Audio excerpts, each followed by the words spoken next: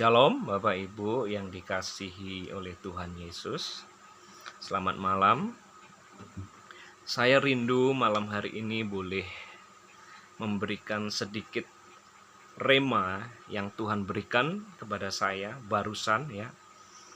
Baru saja saya terima rema ini dari Tuhan tentang menjadi gereja yang apostolik dan profetis, Bapak Ibu.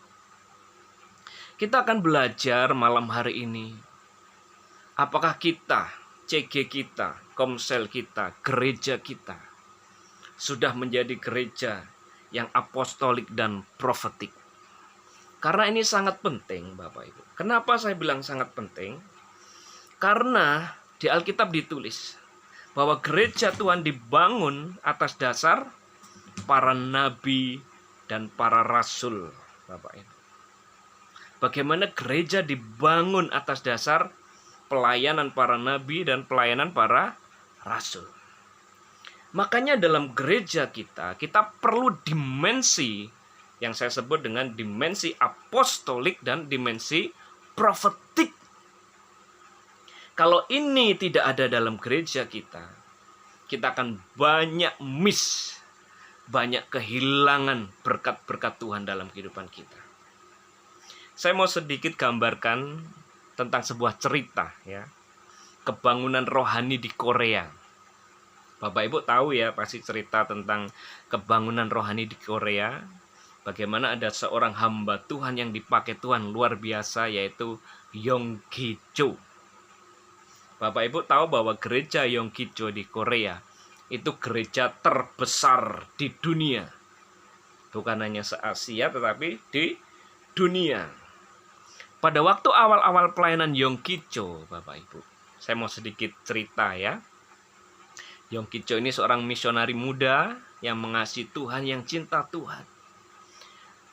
Dia pada waktu itu memberitakan Injil, dia melayani, dia sungguh-sungguh beritakan Injil kepada banyak orang pada waktu itu. Tetapi ternyata hasilnya tidak seperti yang dia inginkan.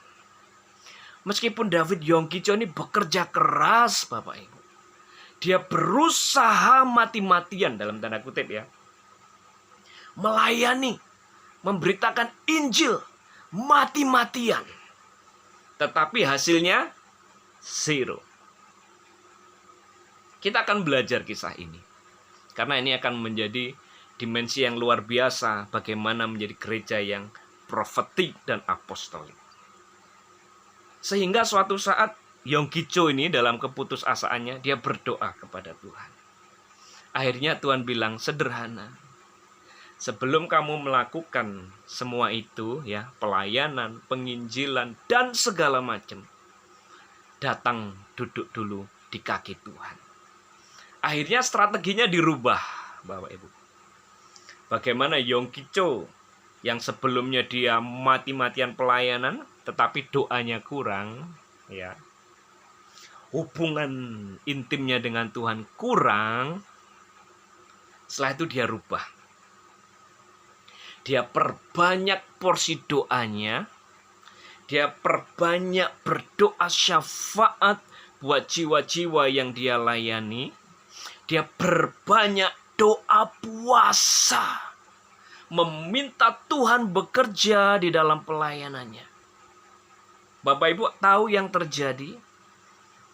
Wow, sesuatu yang luar biasa terjadi. Pada waktu Yonggi-cho mulai berdoa syafaat, mulai berpuasa, mulai menangisi jiwa-jiwa, sungguh-sungguh berpartner dengan Tuhan. Sungguh-sungguh minta Roh Kudus sendiri yang menjamah jiwa-jiwa yang belum mengenal Tuhan. Apa yang terjadi? Tiba-tiba, Bapak Ibu, jiwa-jiwa berdatangan sendiri. Hal ini persis seperti yang terjadi pada waktu bangsa Israel meminta makan kepada Musa, ya. Akhirnya Tuhan kirimkan apa? Burung puyuh. Tuhan kirim burung puyuh lewat perantaran apa? Angin, ya. Perantaran angin itu berdatanganlah burung puyuh, jumlahnya ribuan ribuan. Akhirnya bangsa Israel makan dengan kenyang. Malam hari ini Bapak Ibu, kebangunan rohani di bangsa kita bukan karena kuat dan gagah kita, bukan karena pandainya kita berbicara, bukan karena hebatnya kita berkhotbah, bukan karena fasih lidah kita memberitakan Injil, bukan. Tetapi karena Roh Kudus. Dan saya mau sampaikan sedikit Bapak Ibu malam hari ini, bagaimana kita harus seimbang antara dimensi apostolik dan dimensi profetik ini. Sehingga kebangunan rohani ini sungguh-sungguh akan terjadi atas bangsa kita, atas gereja kita. Ya. Kita akan melihat sekarang dimensi apostolik dan dimensi profetik ini apa, ya. Kita akan mulai dengan dimensi profetik terlebih dahulu. Anak Tuhan, Bapak Ibu, harus mempunyai dimensi profetik dalam kehidupannya. Apa itu profetik? Profetik berasal dari kata prophet, prophesy, nubuatan, keintiman, kedekatan dengan Tuhan. Itulah gereja yang profetik, Bapak Ibu.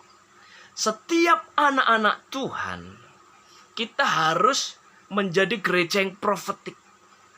Gereja yang bisa mendengar suara Tuhan. Gereja yang mempunyai keintiman dengan Tuhan. Gereja yang bisa mengenal tuntunan Tuhan dalam kehidupannya. Gereja yang punya kualitas rohani. Dan ini sangat penting bagi para pemimpin, Bapak Ibu. Kalau pemimpin tidak punya dimensi profetik, tidak punya hubungan yang dekat dengan Tuhan, ini sangat berbahaya. Kalau pemimpin hanya mengandalkan pengetahuan, hanya mengandalkan otak, hanya mengandalkan teori, Bapak Ibu, you are in danger. Tuhan tidak tertarik dengan sekolah teologiamu. Tuhan tidak tertarik dengan begitu banyak ilmumu. Karena itu semua bisa dipelajari, ya. Pengetahuan ilmu teologi bisa kita pelajari di sekolah Alkitab. Tetapi hubungan intim dengan Tuhan itu tidak bisa dipelajari di sekolah Alkitab, ya. Itu hanya bisa dipelajari dengan apa? Ketaatan kita, kerinduan kita akan Tuhan. Bapak Ibu dikasih Tuhan. Sebagai seorang pemimpin, gembala, mungkin CG leader, kita harus punya dimensi profetik ini. Mempunyai dimensi profetik artinya mempunyai kedalaman dengan Tuhan. Mempunyai keintiman dengan Tuhan. Mempunyai kedekatan dengan Tuhan. Firman Tuhan berkata seperti ini. Pada waktu namaku ditinggikan, aku akan menarik jiwa-jiwa datang kepadaku. Saya mau berkata malam hari ini, engkau para leader, engkau para pemimpin, sudahkah kita mempunyai hubungan intim dengan Tuhan? Sudahkah kita meninggikan anak manusia itu? Every day, every single day. Sudahkah kita meninggikan Tuhan dalam pujian, penyembahan, di dalam doa kita kepada Tuhan? Tuhan berjanji, apabila anak manusia ditinggikan, Tuhan sendiri yang akan menarik jiwa-jiwa datang kepadaku. Ini janji Tuhan. Dan itu digenapi di zaman Kisah Para Rasul. Bagaimana rasul-rasul ini mempunyai keintiman dengan Tuhan, kesungguhan dengan Tuhan, kedekatan dengan Tuhan, kualitas rohani dengan Tuhan. Apa yang terjadi, Bapak Ibu? Tuhan sendiri akan menambahkan jiwa-jiwa datang. Di Kisah Rasul jelas ya, bagaimana di situ dikatakan Tuhan setiap hari Tuhan menambahkan apa? Jiwa-jiwa.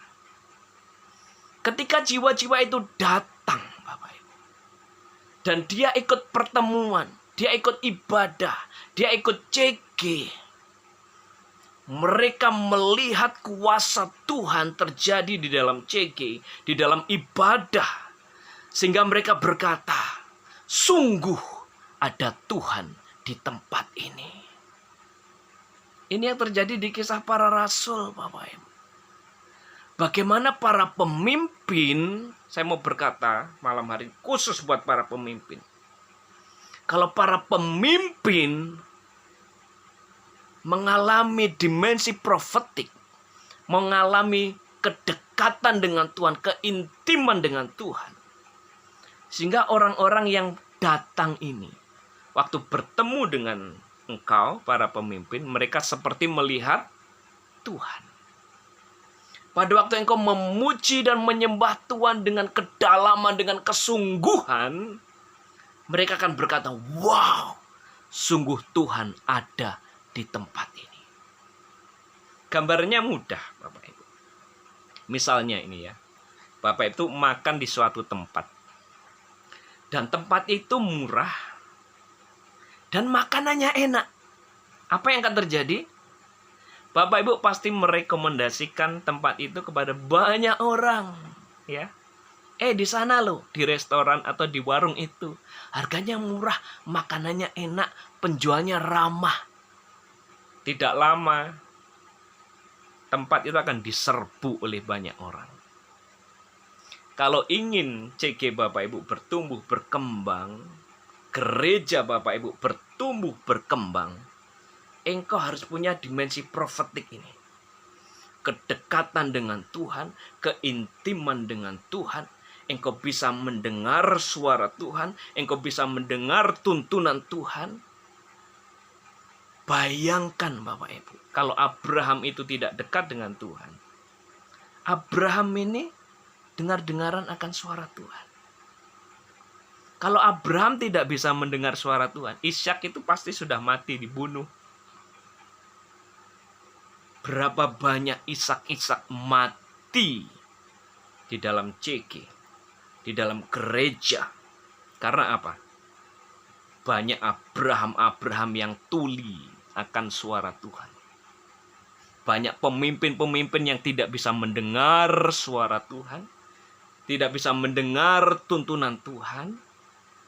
Akhirnya banyak domba-domba yang mati di tengah-tengah ibadah, di tengah-tengah gereja. Bapak Ibu yang dikasihi Tuhan, dimensi profetik ini sangat penting. Karena pada waktu kita menjadi pemimpin yang berkualitas, pemimpin yang takut Tuhan, maka Bapak Ibu, urapan itu akan mengalir kepada orang-orang yang kita pimpin. Untuk itu kita perlu para pemimpin yang berkualitas. Jika engkau seorang pemimpin malam hari ini, engkau belum intim dengan Tuhan, belum dekat dengan Tuhan, perbaiki hidupmu. Perbaiki jam-jam doamu. Perbaiki hubunganmu dengan Tuhan. Sehingga engkau benar-benar menjadi pemimpin yang punya dimensi apa? Profetik Tuhan. Pada waktu kita menjadi pemimpin yang punya dimensi profetik, Bapak Ibu, orang-orang tidak akan disuruh, dia akan berdatangan. Pemimpin yang punya kualitas, yang bisa memanifestkan Yesus dalam kehidupannya. Sometimes kita tidak perlu hanya bicara tentang Yesus. Dengarkan ini baik-baik. Kebanyakan gereja, kebanyakan pemimpin ya, hanya berbicara tentang Yesus. Tetapi tidak menjadi Yesus bagi orang-orang yang dipimpinnya. Akhirnya apa Bapak Ibu? Cuman teori doang.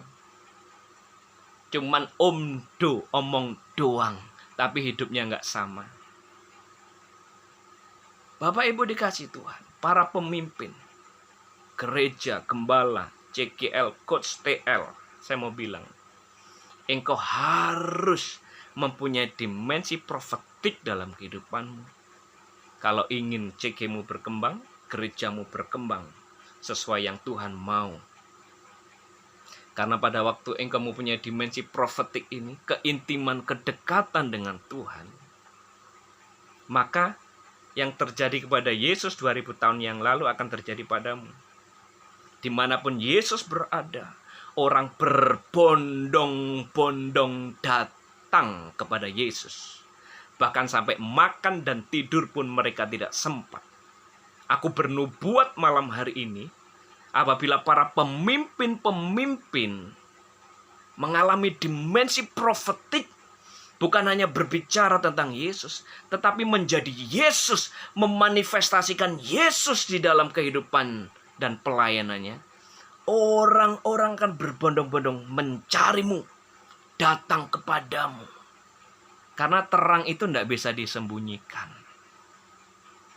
Kalau memang engkau punya terang, orang yang di dalam kegelapan akan menghampiri dan datang kepadamu.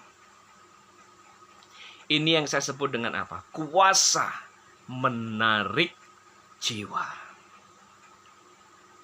Jadi ini sangat penting. Makanya di Alkitab ditulis ya, bagaimana syarat-syarat menjadi seorang penilik, syarat-syarat menjadi seorang pemimpin. Kalau enggak, Bapak Ibu, kita masih hidup dalam dosa. Kita masih hidup dalam kedagingan. Kita masih suka marah-marah. Apa yang mau kita transferkan kepada orang di bawah kita? Banyak jemaat, banyak domba-domba yang kepahitan dengan pemimpin, dengan gembala. Karena itu, pemimpin dan gembalanya dalam tanda kutip tidak bisa menjadi teladan dan contoh bagi domba. Memang kita tidak bisa menyenangkan semua orang. Sebaik-baiknya Tuhan Yesus masih ada Yudas.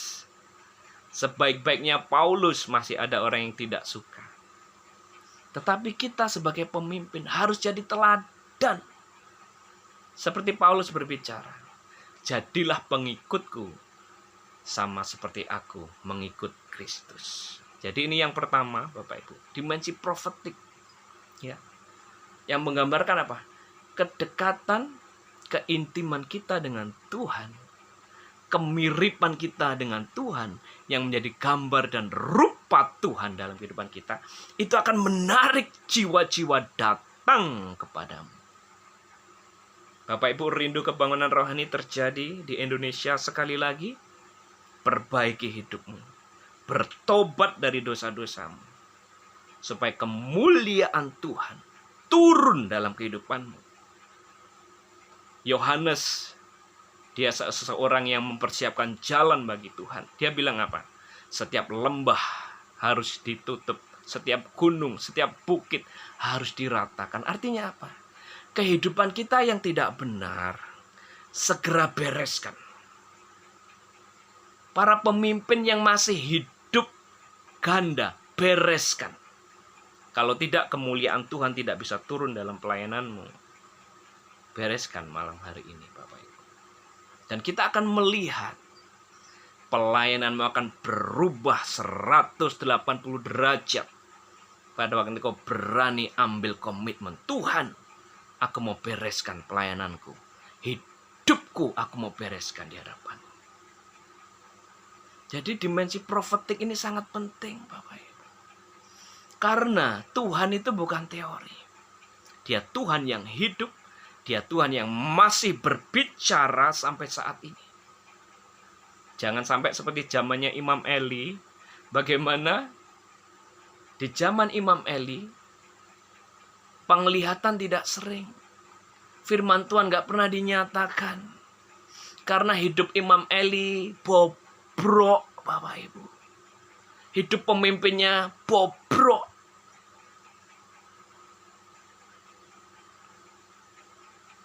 Kalau hidupmu tidak pernah dengar suara Tuhan, tidak pernah dapat penglihatan, jangan-jangan something wrong with your life. Mari bertobat sama-sama. Karena nanti akan percuma. Begitu kita bergerak menjangkau jiwa kemana-mana, ya toh, terus masuk ke dalam CG kita, masuk di dalam gereja kita, ternyata yang mereka temukan apa? Cuman buah-buah yang mentah. Waktu dimakan kecut, gak enak. Orang akan males datang lagi, Bapak Ibu. Wah, ternyata, atau waktu makan di sebuah restoran mahal, ternyata makanannya gak enak. Orang akan males datang lagi, Bapak Ibu, saya jamin. Inilah yang menyebabkan CG kita, gereja kita, misalnya ini ya, kok orang males datang lagi ya? Karena mereka tidak merasakan sesuatu yang mereka butuhkan. Mereka tidak menerima sesuatu yang mereka perlukan. Sebenarnya ibadah CG itu tidak butuh yang lain-lain. Cuman butuh hadirat Tuhan, kehadiran Tuhan di dalam setiap ibadah kita. Itu dimensi profetik, Bapak. Terus apa lagi? Dimensi apostolik, ya. Saya akan bahas tentang dimensi apostolik ini. Apostolik berasal dari kata apostol yang diutus. Artinya apa? Gereja harus menjadi gereja yang menjangkau jiwa. Ini DNA-nya gereja. Gereja ada. We are the ambassador of Christ. Gereja ada untuk diutus di tengah dunia yang sekarat, dunia yang gelap ini. Bapak Ibu dikasih Tuhan. Kalau gereja yang profetik itu artinya adalah gereja yang menarik jiwa, ya, karena pemimpin-pemimpinnya, jemaatnya, mereka memancarkan kemuliaan Tuhan, punya kedekatan dengan Tuhan. Itu sungguh-sungguh menarik, ya. Orang pengen lihat Anda. Ya, itu dimensi profetik. Kalau dimensi apostolik, gereja yang menjangkau jiwa. Jadi, dua hal ini harus kita punyai sebagai anak-anak Tuhan. Gereja yang menarik jiwa, dimensi profetik, ya. Dan gereja yang menjangkau jiwa, dimensi apostolik. Kita adalah ambasador-ambasadornya Tuhan yang diutus Tuhan memberitakan kabar baik kepada semua orang. Bapak Ibu dikasih Tuhan. Dunia sedang ada dalam kegelapan. Membutuhkan anak-anak Tuhan yang mau memberitakan Injil ke segala makhluk. Banyak orang yang sedang putus asa. Banyak orang di luar sana yang terikat dengan dosa bertahun-tahun. Diperbudak oleh dosa. Ada orang di luar sana yang diperbudak oleh kuasa gelap. Ada orang yang di sana dipenjara oleh dosa. Dipenjara oleh kuasa gelap. They waiting for you. Mereka sedang menantikan engkau, Bapak Ibu. Makanya di Alkitab dikatakan, orang yang membawa kabar baik itu dinanti-nantikan. Seluruh makhluk sedang menantikan saat anak-anak Allah menyatakan diri. Bapak Ibu dikasih Tuhan. Tahukah Bapak Ibu? Saudara dinantikan keluargamu yang belum kenal Tuhan. Saudara dinantikan tetanggamu yang belum kenal Tuhan. Saudara dinantikan oleh teman-temanmu yang belum mengenal Tuhan. Mereka butuh engkau. Jadi dimensi apostolik, dimensi kerasulan, kita harus punya kuasa untuk menjangkau jiwa-jiwa dimanapun mereka berada. Tidak usah susah-susah seperti zaman Rasul. Diutus ke pedalaman atau diutus ke Papua misalnya. engkau adalah misionarisnya Tuhan. Di manakah ladang misi kita? Di dalam kehidupan kita sehari-hari. Itu adalah ladang misimu. Jika engkau seorang pelajar, ladang misimu adalah teman-teman pelajarmu. Jikalau engkau seorang pegawai, teman-temanmu, bos-bosmu itu adalah ladang misimu. Jika engkau seorang bisnismen, customermu, atau distributormu, itu ladang misimu. Jika engkau seorang guru, murid-muridmu, teman-teman gurumu, itu adalah ladang misimu. Jadi dimanapun Tuhan tempatkan engkau, itu adalah ladang misimu. Dimensi apostolik. Engkau diutus Tuhan menjadi saksi Tuhan dimanapun Anda berada. Ya. Kita harus punya hati seperti itu. Punya dimensi apostolik. Menjangkau jiwa yang terhilang. Itu tugas kita. Itulah hati Tuhan buat jiwa-jiwa di luar sana. Karena Yesus sudah mati di kayu salib, Bapak Ibu, untuk menebus dosa-dosa mereka juga. Betapa egoisnya kita. Misalnya ini ya. Misalnya ada seseorang yang memberi pengumuman, ada makan gratis di restoran ini misalnya. Kita tahu tiap hari kita makan, ya. Sedangkan teman kita ini nggak tahu, tiap hari kelaparan. Wow, dan kita diam saja, Bapak Ibu. Kita makan sampai kenyang, kita berkelimpahan gratis lagi. Terus kita punya teman yang kelaparan, susah makan, kita diam saja. Begitu jahatnya kita. Bapak Ibu yang sudah kenal Tuhan Yesus, engkau sudah selamat pasti itu. Jaminan di Alkitab ditulis, barang siapa percaya Yesus Kristus adalah Tuhan, dia akan menjadi anak Tuhan yang mewarisi kerajaan surga. Jaminan saudara selamat. Tetapi orang yang belum mengenal Tuhan, mereka binasa karena dosanya. Jadi kita perlu bergerak menjangkau jiwa-jiwa. Supaya Injil diberitakan sampai ke ujung dunia. Barulah tiba kesudahannya. Tahukah Bapak Ibu? Bapak Ibu ada dimanapun saudara berada. Salah satu tujuannya adalah untuk menjadi duta besar kerajaan Allah, menjadi saksi Kristus bagi banyak orang. Itu Bapak Ibu. Jadi Bapak Ibu, dua hal ini saya simpulkan ya. Dimensi profetik, yaitu dimensi kedekatan kita, keintiman dengan kita, kedalaman kita dengan Tuhan.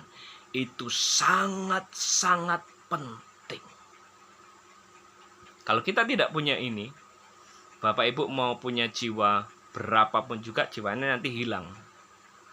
Karena kita tidak punya kualitas rohani dalam Tuhan. Sudah jangkau jiwa capek-capek, ternyata di CG kita, di ibadah kita, yang ada adalah keduniawian, kedagingan, hilang. Ya. Dan yang kedua, dimensi profetik. Kita menjangkau jiwa bagi hormat kemuliaan nama Tuhan. Jadi kalau kita mempertahankan dua hal ini, dimensi profetik dan apostolik, itu ibarat dua sisi mata uang yang tidak boleh terpisahkan. Bapak Ibu akan melihat pelayanan Bapak Ibu akan menjadi pelayanan yang luar biasa pada waktu kita memperhatikan kualitas para pemimpin rohani, kualitas hidup kita yang menjadi serupa dan segambar dengan Tuhan. Jadi pada waktu Bapak Ibu melihat para pemimpinnya, mereka seperti melihat Tuhan. Sehingga waktu kita menjangkau mereka dengan dimensi apostolik, mereka digembalakan dengan baik. Mereka mendapat nutrisi yang enak. Mereka mendapatkan apa yang mereka butuhkan. Itu malam hari ini Bapak Ibu yang saya mau sampaikan ya. Dimensi profetik apostolik saya ibaratkan juga seperti Musa ya. Dan Yosua. Musa berdoa ya, itu dimensi profetik.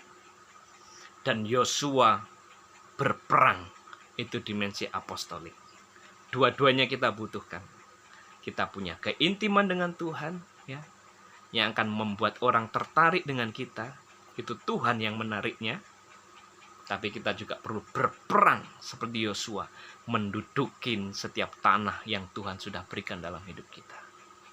Mari kita menjadi gereja yang profetik dan apostolik. Dan kita akan melihat revival akan terjadi besar-besaran di bangsa ini. Terpujilah nama Tuhan Yesus Kristus. Haleluya. Amin.